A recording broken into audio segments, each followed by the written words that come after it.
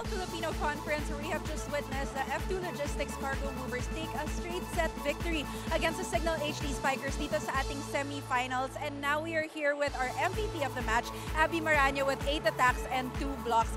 Abby, in this game, nang nakausap ko si Coach kanina, sabi niya na pag bumaba yung kumpiyansa ng isang player, nagsusunod-sunod kayo. Pero today, ang taas ng kumpiyansa niyo all throughout. What does that say about the maturity of your team? Siguro kasi talagang gusto namin manalo. Umpisa pa lang nung first set, nag-usap-usap kami na kailangan mag-focus kami, tanggalin namin lahat ng doubt sa sarili.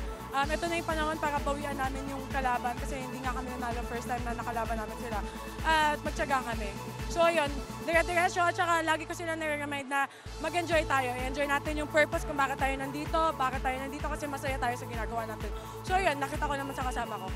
So yun talaga yung naging driving force dito sa game na to na yun nga, the first time that you played against each other, 4 sets, hindi nyo nakuha yung panalo. It was really the desire to na makaganti sa kanila. Yes. So, ano yung tamang ginawa nyo ngayon for you guys na gusto nyong dalhin sa finals round? Siguro, sa tingin ko yung service talaga namin. Naging strength ng team ngayon. Nahirapan maka-depensa yung kalaban, so hindi sila nakapag-penetrate ng combination attacks nila. Tapos, nagampanan naman namin yung mga trabaho namin as spikers and blockers.